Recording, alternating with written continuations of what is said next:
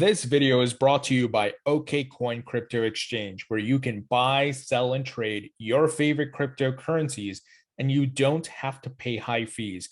OKCoin has very low fees, lower than many of the other crypto exchanges in the market. You can also stake your cryptocurrencies and keep 100% of the rewards. There are no fees. Other exchanges charge fees. OKCoin allows you to keep 100% of the rewards. Sign up with OKCoin, link in the description. Hi, everyone. Welcome back to the Thinking Crypto channel, your home for crypto news and interviews. With me today is Sean Ford, who's the Chief Operating Officer at Algorand. Sean, great to have you back on the show. Tony, thank you for bringing me back. Well, I'm an Algorand holder. I'm seeing all the great news you guys got going on, and I'm like, I got to talk to Sean because there's just so much, and it's so exciting. So there's a plethora of stuff. I'm going to start off with, tell us about the virtual machine launch enabling smart contracts. Yeah, so I think, Algorand has always had the approach of, trying to take innovation that we see in the market, assess what works and what doesn't, and really try to make it better. And in this case, AVM represents a simplification of smart contract execution at much allowing people to write in Python or Java, Reach, other languages to make dApp development easier and really mitigate a bunch of the risk that we see in some other smart contract platforms with primitives and other things that help people along the way, all without compromising speed and all while maintaining, what Algorand is very well known for, which is extremely cost efficient execution of these contracts. And so we've got speed, we've got cost efficiency and simplicity as a part of that launch. That's exciting. And there was also news of Alty. I saw this, I think just came out yesterday, the social messaging wallet. They've migrated to Algorand to enable instant and feeless or nearly feeless chat-based crypto transactions. Can you tell us about that? Yeah, sure. So, as you said, they're a one-click sort of social messaging chat wallet. They were with Ethereum. I think they went to Telegram and WhatsApp, and they've decided for both performance and cost purposes to sort of migrate over to Algorand's blockchain. I think for us, it's great. It's a great partnership. We're really thrilled to have them. But for us, I think, the most exciting thing is that at places like Alty, what they do is they open up the world, the aperture much broader to other potential participants of individuals who can start to engage with, blockchain, with crypto, and do it in a more familiar way because everybody understands chat and social messaging. So again, I think the attractiveness for them was really the uncompromised performance, the quality of the tech, and the efficiency in terms of the cost of the transactions. Now, are you guys seeing a lot of folks who were similar to Alty previously on Ethereum, and which has scaling issues, high fees, the gas fees are ridiculous? Are a lot of them now like migrating, coming knocking at your door like, hey, we want to try out Algorand? Yeah, it's really funny, Tony. One of the things I talked about just to sort of share an internal conversation was, when every project starts, you're trying to find and work with potential partners or applications or individuals who are trying to build on in your community and on your blockchain. And we've kind of gotten to a point now where we literally can't keep track of all of the different projects. I think there's an average of 2 or 3 we call organic dApps that are launching every week on Algorand.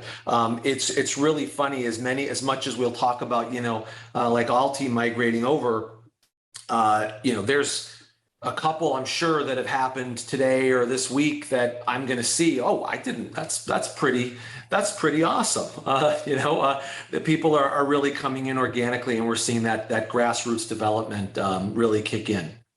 Well, it speaks to the quality of your respective blockchain and the free market choosing the better options, right? And more cost efficient and scalable.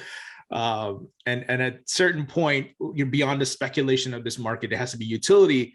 and the ability to scale. So right. And we're seeing, just as a stat, I mean, we've got over 3,500, developers actively on Algorand right now. And I mean, that's pretty awesome. That's not projects, but those are people that are working to build.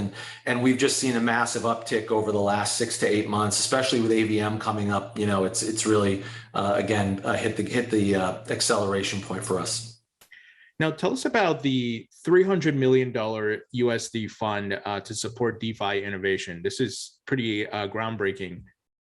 Yeah, so this is of course done by the Algorand Foundation, and interestingly, this will be a common theme across a number of different funds. This fund by itself is really focused on activating, the DeFi potential within the Algorand ecosystem, investing in projects that are looking to bring, exchange or liquidity or interesting use of different types of assets, whether it's lending, borrowing, all of those types of things that you see. And so we're super excited about the foundation taking that step. We were obviously very supportive and think it's a great thing for the ecosystem. But the common thread is, if you look, we've had to date easily over $1 billion of capital brought to Algorand to invest in the ecosystem. If you look at the Arrington Fund, which we can talk about, or the Skybridge Fund, Borderless Fund, the Miami Accelerator, the Foundation, all of these funds have this theme of activate and encourage development in the ecosystem, rather than, there are other places that do big announcements about raising money, and a lot of times it's focused on hoping they can solve the technical side of the equation. And I think we've been, blessed with the ability to, really kind of hammer that technical piece down so that we're able to, confidently transact and execute and run with zero downtime, since launch. And really focus on developing the ecosystem and bringing people in that are willing to do that. And the foundation, their 300 million USD fund to do that is a great example. Yeah, I was really surprised, and not necessarily because of Algorand, but just Michael Arrington and Arrington Capital, or XRP Capital, whatever it's called, and then Skybridge with Anthony Scaramucci, and they made this big jump in hundreds of millions of dollars investing to build out the ecosystem. That's really amazing. How did those relationships come about? Was it organic? Did you guys approach them? How did it happen? Yeah, sure. First of all, Michael Arrington has been a big supporter of ours from the very beginning. Obviously, incredibly well-respected person in tech and in blockchain, and he's been very much aligned. I think, I'm not going to speak for him, but one of my interpretations is that there's a big value to betting on the projects that have the highest quality tech and the ability to sort of transform legacy industries and bridge the gap between legacy and sort of next generation innovation. And I think Michael Arrington has been around the space long enough that I think what he saw was that Algorand could provide a way forward for DeFi and, the ability to bridge a lot of traditional financial applications into this new digital world. So we've had relationships with him back, to TechCrunch days, with some of us, his being obviously a pivotal in a number of other platforms and projects. And we just met a number of times, and actually in a conversation, I don't know if it was mutual or he suggested it, but there was a suggestion that, maybe we kind of deepen the relationship further and push this type of a fund forward because of the adoption and the activity he was seeing. Anthony Scaramucci, again, is someone who I think really represents a person who's on the forefront of thinking about what blockchain can bring to the traditional financial world. Skybridge has been active and involved with it, which is his fund, around the crypto space for some time. Anthony's been a big proponent of blockchain and its potential. And I think that, when we started working with NAX, which is the new asset exchange that he's involved with, and the ability that they can bring, hundreds of millions of new users to blockchain and to Algorand specifically, it was just sort of a match made in heaven. There was an immediate click, and Anthony decided, I'm going to jump in here and try to accelerate this adoption from traditional Fi to DeFi and beyond. And he believes Algorand, in his words, is going to be one of the winners. And so we love that. That's what he thinks. It aligns with our thinking. Yeah, absolutely. And that's a big vote of confidence. And especially that, these guys have been around for a long time, investing in many different companies and other asset classes. And the fact that they've chosen you, that's awesome. I wanted to ask about, and we spoke about this in the last interview, and that is the Marshall Islands building their central bank digital currency on Algorand's blockchain. I don't know how much you can disclose, but any updates there, and are other countries talking to you about doing the same? Yeah, I mean, there's only a little that I can share. What I would say is, look, the Marshall Islands, they're continuing to work on the project. As you know, and it's really funny because what I'm about to say is somewhat counterintuitive to what we're used to seeing, both with respect to tech and with respect to blockchain in particular. But it's a complicated thing to sort of push this forward. Technically, I don't think the challenges, quite honestly, are as high as, reworking sort of legacy payments and legacy systems and making sure that they're sort of aligned and adapted to this new world. And, it also isn't usually done in a vacuum. I mean, the Marshall Islands has to work with a number of other trading partners. And they have to understand how to use blockchain tech themselves. So, it's moving forward, but they're doing the work, and I would just say it isn't easy. We are engaged with a number of other central banks around the world. I've mentioned that before. Again, I think you see people, really wanting to see things, instantly occur. And again, when you're talking about a money supply, and when you're talking about, again, very legacy tech and adapting it, you have to have a degree of patience and understanding that these are not simple things. And but yes, we are working with a number of other central banks on a variety of different ways they can adopt and use the Algorand blockchain. And again, I would love to say there's going to be an imminent announcement, but I'm going to just say that we are spending considerable time in those places. Yes. So I'm going to ask a question. If you probably can't give country names, but can you give continent names? I'm going to stay away. I'm going to stay away even from that. I would say, let's say the several different continents. How about that? So it is more than one continent that we are engaged with. Wow, that is exciting. Now, as far as top organizations that are building on Algorand, I remember when we last spoke, there was a Wall Street Alliance and things like that. Any specific names or call outs of folks that you guys have added as far as partnerships? Yeah, I mean, if you look, it's actually one of those questions where I'm gonna have to be super concise, and you can dive in. But right now we've got over 900 active projects building on Algorand. They range from the projects, one that just launched, which was Tiny Man, which was our DEX. It's the first one to launch on Algorand, and that was, I think, last week, and or maybe earlier this week. I lose track of the days, but essentially, and all the way up to very large financial institutions, and we talked about governments, national governments. So if you look at recent projects, Tiny Man is a great one.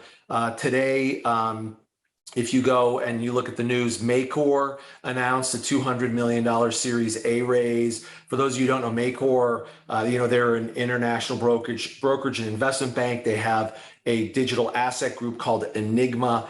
Enigma, essentially does about $2 billion of trading volume a month. And bring sort of digital assets to bear for their users, and have a very large sort of retail footprint there. So, that's one that's hot off the presses this morning. If you look at, we mentioned Alty, if you look at other dApps that are coming, Algo Fi, which is a lend borrow application. If you look at Venue One, it's a decentralized prediction market. We've done a big announcement with the DRL, the Drone Racing League, which garnered a fair bit of attention. And that partnership was particularly exciting for us because it was a technical partnership where there's going to be the adoption of gaming capability, NFTs, sort of leveraging the Algorand blockchain, and also attract an audience that very heavily overlaps with people who are interested in crypto. So it's a big foray for us into that space. Again, we've seen significant traction there. The only other thing I would say is we've seen a bunch of NFT marketplaces really, start to pop with us or announce. Zest Bloom's out there. Arist was announced as one that's being launched to cover sort of high-end NFT art. There's probably 6 or 7 fairly significant NFT marketplaces that are either launching or have launched in the last, certainly since we spoke. Wow. And that was going to be my next questions about NFTs. I would love to get your thoughts on the booming NFT market. And obviously you addressed the question of, can you build an NFT on Algorand? What do you think about the market and how things have been going? Well, I mean, I think I would say that I think it's when the NFT market sort of exploded out and everyone had started covering it, and that it becomes mainstream when it's covered by major publications, traditional publications. I think people thought it might have a shorter lifespan. A lot of people sort of bought into or attracted to the flash of the NFT, and I think from the beginning, Algorand really felt like NFTs are well beyond just sort of unique collectibles, but there's actually a massive opportunity and a real business case for them. And so we've seen the space really explode. I mentioned a number of the sort of marketplaces that have started to come online. We've got a really big sort of growing ecosystem of NFTs across the market. We announced CI, which launched in a day about 4 million NFTs for the Italian music rights organization. And that was done. I always come back to this. That was done in a day at a cost of about $9,000 for the people who issued them versus your comparison on Ethereum, that would have been close to about $250 million if you just use a $50 or so, $50 to $75 fee. So, it's a real big opportunity that I think a lot of people are coming to Algorand again for performance and cost effectiveness of both creating and issuing. Now, I'm going to ask a question here. And you addressed some of this already. And the question is, what's the benefits of using Algorand versus Ethereum or Solana or Cardano or things like that? Maybe you could just bullet out those if you can, for those who are new to the market and maybe seeing. With respect to NFTs or with respect, just broadly speaking? Broadly speaking. Broadly speaking. So, I mean, look, I think the first thing I would say is that people should really they should just do their homework on the tech. There's a lot of different types of tech out there. A lot of them have pros and cons. I think people should probably just make sure you really dig in and do your research on the quality of the tech. I would say Algorand, we focused from the very beginning on the tech, the quality of the tech. We've had zero downtime in over 2 years of being live. And I think that's particularly important if you want to be dealing with financial institutions and exchange of meaningful value, to know that you've got bulletproof technology that just works. People take that for granted, but it does. I would say that certainly the scalability and the speed with which we're able to transact is something that is hard to match. Again, we talk about transaction finality, so it isn't just speed. It's that you know that the speed we articulate, which is this point a little bit over 1,000 transactions per second, soon to go to about 10,000 transactions per second. Wow. You know, you don't compromise transaction finality. You know that it happens, it's instant and final, not possibly going to happen at some point in the future. And so that's another big one. We've talked about cost.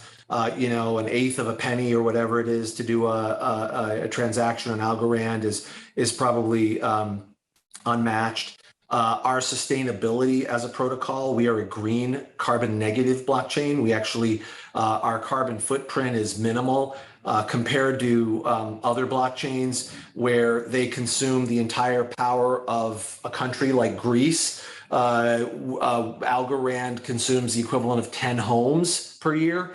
Those other projects consume an entire country's worth of energy. So a green blockchain is something that we also look at. And quite honestly, the last thing I would say is the simplicity and speed with which developers can actually build. It's very direct, very straightforward on you know, how to launch a dApp, how to build it. We have real people that can help think through, you know, business strategy. And again, if you're in a new industry with new tech, there's a learning curve, and being able to help provide a stopgap for people to understand the tech and understand the potential of the tech directly versus just throwing them onto a dev site somewhere, I think is something else that we found particularly differentiating. I know there's probably not a lot you can say here because it's probably under NDA or you know, timeline for release, but what can we expect for the remainder of 2021 and maybe into early 2022? Any hints as to what may be coming? Yep, I think there's two primary things that we are going to continue to push on.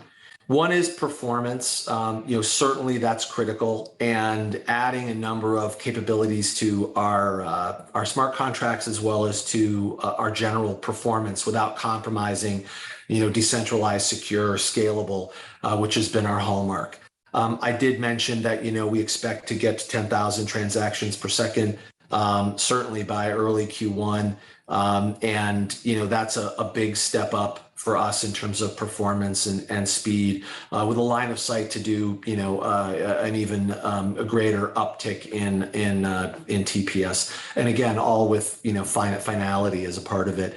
I think from a community perspective, as we've said, you know, all of the funds that have been launched are focused on really taking advantage of the potential energy and the kinetic energy that's in the ecosystem, but the potential energy that we have around, you know, increasing the amount of dApp activity, the amount of, you know, different types and ways in which people can transact and the different types of assets. It's really extending into that space incredibly aggressely from a business perspective, and we're seeing a great amount of traction there. So it's really performance on the one hand, and you know, accelerating ecosystem activity on the other. That's exciting. There is one item here I was supposed to ask you earlier, and that is the community governance and how rewards can be earned. Can you tell us about that? Yep. Well, I'll give you a quick. So first, I'd say, look, this is the foundation's program, and so they run it. I would just say for anybody who has specific questions, they just go to the Algorand Foundation Governance tab, and there's tutorials and information, et cetera. But basically, you know, this is the Algorand Foundation has always had a vision of, you know, let's create a DAO and have Algorand be as decentralized as possible, and have as many people participate in governance as possible, where you're able to vote, put your stake in, and vote and be a part of it. I think that you know, I think it's an exciting time to do that, and I would just, again, I don't want to, you know, misstate anything, but I would just say I personally find it a fantastic step forward. I think the community has responded well.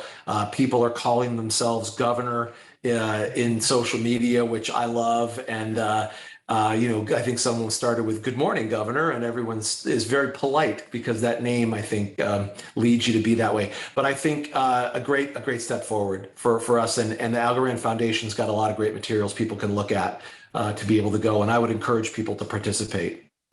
That's awesome. I definitely have to look into that. I haven't touched it yet, but list of you guys have so many things going on, which is exciting. I want to switch gears and talk about the crypto market as a whole. Maybe we can start with maybe like crypto regulations in the United States and the ongoing conversations happening. I think this morning we heard A16Z, they provided DC with a roadmap and they're going to maybe talk to the politicians there. What are your thoughts overall? So, I mean, look, I think we don't, typically dive into this area, although I think it's fair to say that, we support regulation that is innovation friendly, innovation forward. I think clarity and transparency on decision making and collaboration around coming up with the right framework, I think, is particularly important. And I think that governments around the world are trying to understand the tech and trying to create rules and policies that they believe are in the interest of their citizens. And I think that's what governments should do. I think where we really just want to encourage, anyone in any country, it's just let's make sure that the whatever innovation or whatever regulations appear, that they're just very clear and hopefully enable ongoing innovation in a particularly exciting sector that is blockchain. Now, on the topic of countries, we saw El Salvador adopt Bitcoin as legal tender. I wanted to get your thoughts on that, and do you see other countries doing the same? I think so. The El Salvador is very brave to step out and take that step, and President Bukele is a visionary around what he sees as the potential is for El Salvador. He's articulated it, I think, a number of times very nicely. I do think governments start to put their toe in the water around adopting blockchain for government services and for things like passports and trade trade papers and other things that they need in order to be able to track basic flow of goods and services. But we've seen a number, like not just El Salvador, but if you look at Colombia and Peru using Algorand as a basis for their vaccine passport. If you look at Panama and Bermuda using Algorand's technology along with MAPay for healthcare payments, you start to see forays into adopting the technology, I think, in really interesting and helpful but first steps. Do I think other countries will adopt, digital currencies as currency? Probably, yes. There's Latin America. There's a significant amount of traction there. Algorand, we see a ton of traction for the work we're doing in that part of the world. And I think El Salvador kind of breaking the ice on this one is probably just the beginning. Yeah, it's such an interesting time. It's obviously still in its experimental phase, but we're seeing other countries already talking about looking to do the same and putting the regulations into Bitcoin being legal or whatever it may be. So such an exciting time to see these things happen. As far as the United States, we're seeing like a lot of Bitcoin mining happening here. More companies are putting Bitcoin on their balance sheet. Do you see that trend continuing here in the United States, given the inflation and the things that are happening from a well, look, I mean, I hope so. I hope that there's continued adoption of blockchain technology, and I think that with that comes an opening up of the different types of asset classes and ways people can invest. Algorand has been more heavily focused on creating digital assets or digital securities. Partners created, and we enable it with our blockchain. And there's a number of examples of that happening. And I think ultimately what happens is if blockchain is used correctly and companies come build these assets or build NFTs, even tokenizing real estate and fractionalizing the value of real estate, all it does is creates a more inclusive environment for more and more people to participate in prosperity, really, at the end of the day. Again, and if you look not parochially, but outside the United States, there's a lot of people that don't even have bank accounts and can't earn or find ways to participate in certain investments and or keep their cash secure. And so you have a way to, if done correctly, you have a way to really open up opportunities for everyone. And I think that's what excites us. And, that's really one of the core principles when we launched Algorand, was build an inclusive economy that lets anyone be a part of it. And I think that, hopefully over time, we see more and more of that. Well, Sean, so many exciting things happening at Algorand, and I thank you so much for joining me today. It's always a pleasure chatting with you, and I can't wait to see the new releases of adoption and features and so forth for Algorand. As mentioned, I am an Algo holder, so thank you for joining me today. Thank you, Tony. It was great. Always good to see you.